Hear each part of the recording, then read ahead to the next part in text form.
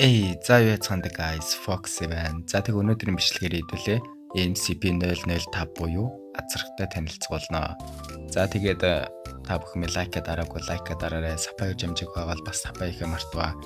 Тэгээд хэдүүл удахгүй 1000 саптай болох гэж байгаа учраас манайхаа гүйжин тэ гоё бичлэгээ үзэж байгаа юм чинь лайка дараа сапай гээд би тэрийг хараад урамшаад улам бичлэгээ чанартай урд хийгээд явах байхгүй юу. За тэгээд олон юм ярихгүй шууд бичлэгэнд орцгоё. MCP нууц баримт бичиг. Объект номер MCP005. Нэршил азраг. Аюулын зэрэглэл маш өндөр аюултай. Тусгаарлах журам. MCP005 объектыг зузаанган хашаан дотор давхар хамгаалалттай талбай таадгална. Объект маш хүчтэй хурдан тул ойртгыг хатуу өргөлнө. Хяналтаас гарах шинж илэрвэл хүнд зэвсэг болон алсын төхөөрөмж ашиглагыг зөвшөөрнө. Тайлбар: MCP005 буюу азраг нь адуутай төстэй боловч хид гач хэлбэртэй махчин бит юм. Гадаа төрх, ойролцоогоор 3 м өндөр, хид тунхай ясархаг бие, ам дөрөн хурц шүд, хөдөлгөөн нь маш хурдан, зан авир. Объект нь хөдөлж буй бүх зүйлсийг олз гэж үзээд шууд дайрдаг.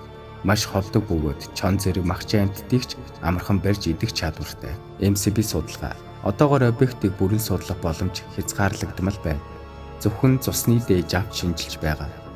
Гарал үүсэл тодорхойгүй. Хит өндөр хүч төсвөртэй байдал ажиглагдсан. Судалгаа үргэлжилж байна. Анх илэрсэн түүх. Анчин залуу гээ хээр талд морьтойгоо ан хийж явж байлаа.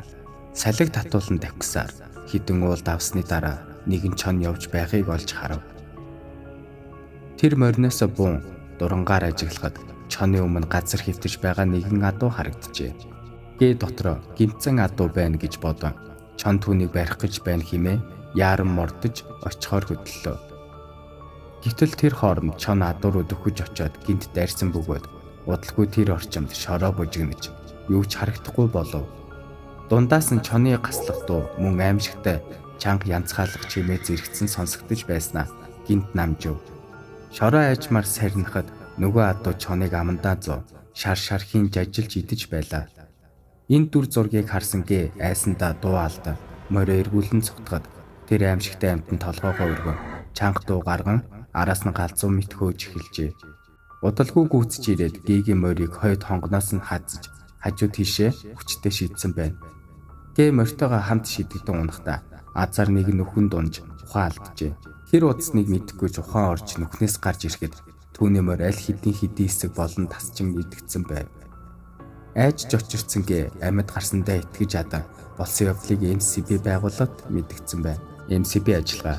Гээ болсон явдлыг MCP байгууллагад мэдгдсэний дараа 20 зэрэгтэй баг очиж MCP005-ыг барих ажиллагаа явуулжээ. Барих үеэр объект маш хүчтэй эсрэг үзэл үзүүлсэн. Нэг зэрэг амнасаа алдсан. Эцэст нь олон хүний хүчээр хяналтанд авсан байна.